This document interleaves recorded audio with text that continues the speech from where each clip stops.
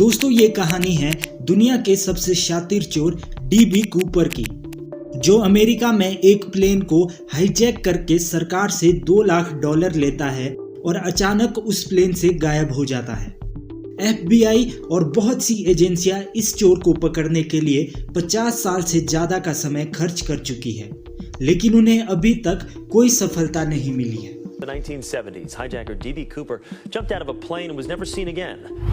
असल में ये घटना 24 नवंबर 1971 की है, जब डैन कूपर नाम का एक व्यक्ति काला सूट पहनकर और काला बैग लेकर एक जेंटलमैन की तरह अमेरिका के पोर्टलैंड एयरपोर्ट पर पहुंचता है और टिकट काउंटर से बोइंग 727 प्लेन में अपने लिए $20 में पोर्टलैंड से सिएटल की एक तरफा टिकट को बुक कराता है।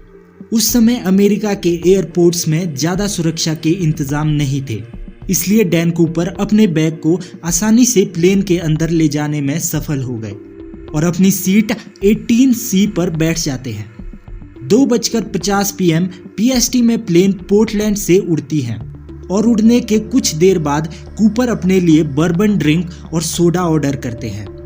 उनके फ्लाइट का सफ़र सिर्फ 30 मिनट का ही था, इसलिए ज़्यादा समय बर्बाद ना करते हुए वे अपने प्लान पर लग जाते हैं।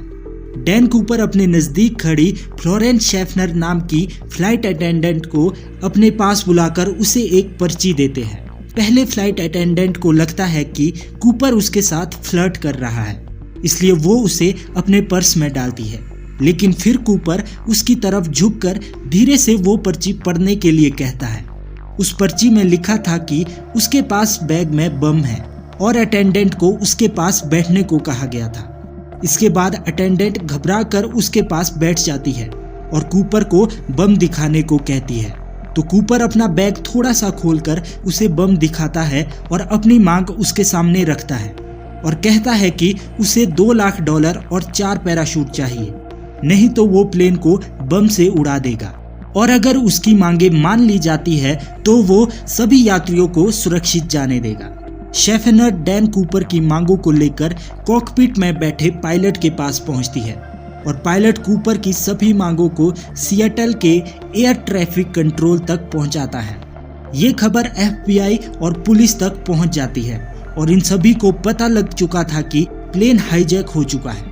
एयर होस्टेस जब वापस प्लेन में जाती है तो देखती है कि डैन कूपर काला चश्मा लगाकर बिल्कुल आराम से बैठा है, जैसे कुछ हुआ ही ना हो, और वो अपना ड्रिंक पी रहा था और वो बिल्कुल भी डरा हुआ नहीं था। इसी वजह से प्लेन में मौजूद यात्रियों को भनक तक नहीं थी कि प्लेन हाईजैक हुआ है।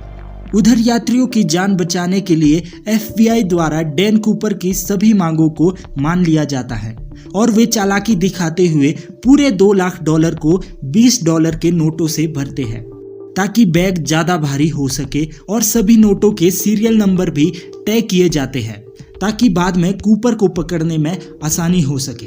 5:39 PST में प्लेन सिएटल के एयरपोर्ट पर लैंड करता है और कूपर की मांग के पैराशूट और पैसे मिलने के बाद वो अपने वादे के मुताबिक सभी 36 यात्रियों को प्लेन से सुरक्षित उतरने देता है। वो प्लेन में 2 पायलट, एक फ्लाइट इंजीनियर और एक फ्लाइट अटेंडेंट को रहने के लिए कहता है और प्लेन मैक्सिको के लिए उड़ान भरती है और FBI चालाकी से 2 अमेरिकी जासूसी जहाज़ों को प्लेन के पीछे लगा देती है। उड़ान के दौरान पायलट बताता है कि प्लेन में मैक्सिको पहुंचने जितना तेल नहीं है, तो कूपर उसे प्लेन को रेनो नेवाडा की तरफ ले जाने को कहता है और प्लेन को 10,000 फुट की ऊंचाई में 185 किलोमीटर प्रति घंटे की रफ्तार से कम उड़ाने को कहता है। कूपर हवाई सीढ़ी मतलब एयर स्टेयर्स कैसे खुलता है इसके बारे में फ्लाइट अटेंडेंट से पूछता है और फिर उसे भी कॉकपिट पर बाकी लोगों के साथ रहने और दरवाजा अंदर से बंद करने को कहता है। 8 बजे के करीब हवाई सीढ़ी खुलने के कारण कॉकपिट में वार्निंग लाइट जलने लगती हैं और डैन कूपर पैसे और पैराशूट लेकर जहाज से कूदता है और हमेशा के लिए गायब हो जाता है।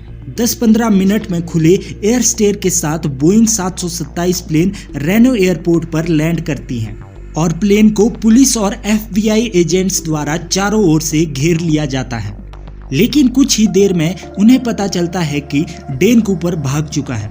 इसके बाद प्लेन की छानबीन की जाती है, जिसमें से कूपर के टाई का क्लिप और उसके मंगवाए गए 4 में से 2 पैराशूट मिलते हैं।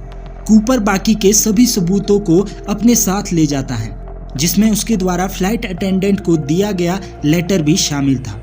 कूपर को पकड़ने के लिए FBI द्वारा नॉरजैक नाम से खोज शुरू की जाती है। आंखों देखे गए लोगों द्वारा कूपर का स्केच तैयार किया जाता है। लैंड किए गए इलाके के बहुत से किलोमीटर तक जंगलों और नदियों में कई महीनों तक खोज चलती है। बहुत से घरों की छानबीन भी की जाती है, लेकिन कूपर और उसके पैराशूट का कोई पता नहीं चलता। कुछ ही दिनों में डैन कूपर पूरे मीडिया में छा जाता है, लेकिन एक न्यूज़पेपर ने गलती से डैन कूपर का नाम DB कूपर लिख दिया था और लोगों को ये नाम ज्यादा पसंद आने लगा।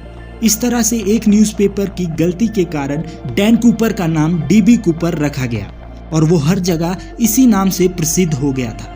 इसके बाद कूपर के भागने के तरीके से FBI को लगता है कि कूपर ने किसी पैराग्लाइडिंग स्कूल से ट्रेनिंग ली होगी, इसलिए सभी ट्रेनिंग स्कूलों से पूछताछ की जाती है और बहुत से पैराशूटर्स के रिकॉर्ड चेक किए जाते हैं, लेकिन वे फिर से सफल नहीं हो पाते।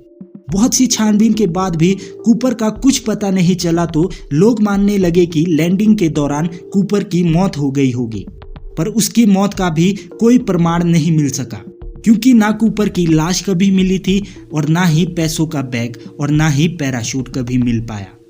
लेकिन घटना के 8 साल बाद 10 फरवरी 1980 को 8 साल के ब्रायन इनग्रैम नाम के बच्चे को कोलंबिया नदी के किनारे अपने परिवार के साथ लकड़ी इकट्ठा करते हुए रेत के नीचे दबे हुए $20 के नोटों के 3 बंडल मिलते हैं। बहुत सालों से रेत के नीचे दबे होने के कारण नोट खराब हो गए थे, पर बीच के कुछ नोट अभी भी सुरक्षित थे और अधिकारी इन नोटों के सीरियल नंबर देखकर पहचान जाते हैं कि ये वही नोट है जो उस रात कूपर को दिए गए थे। इस घटना के बाद कूपर के केस ने फिर से तेजी पकड़ी। ये नोट यहाँ कैसे पहुंचे, इस पर बहुत विवाद हुआ। किसी का कहना था कि कूपर ने फिरौती में मांगे नोटों का कभी इस्तेमाल नहीं किया और उन्हें यहाँ छुपा कर रख दिया था, और किसी का कहना था पैराग्लाइडिंग के समय नोट के कुछ बंडल कूपर के बैग से गिरकर यहाँ आ गए। ऐसी ही बहुत सी कहानियां बनाई गई, पर इस घटना से कूपर का कुछ भी पता नहीं चल पाया। लेकिन DB कूपर की हाईजैकिंग के बाद उनसे जुड़ा ये पहला सबूत मिला था। DB कूपर के इस केस के बारे में सालों तक बहुत सी छानबीन होती रही, लेकिन कोई भी पुख्ता सबूत कभी भी नहीं मिल पाया और आखिरकार हाईजैकिंग के 45 सालों बाद 2016 में इस केस को FBI द्वारा बंद कर दिया गया। DB कूपर कौन था और कहां चला गया, ये तो कभी पता नहीं चल पाया, लेकिन वो दुनिया के इतिहास में सबसे शातिर चोरों में से एक बन गया और एक चोर होते हुए भी वो अमेरिका में एक मशहूर हस्ती बन गया था, जिसकी चालाकी से सभी हैरान थे। उम्मीद करता हूँ आपको ये वीडियो अच्छी लगी होगी। इसी तरह की और भी वीडियोस देखने के लिए चैनल को सब्सक्राइब जरूर करें और वीडियो को लाइक करना मत भूलना। Thank you.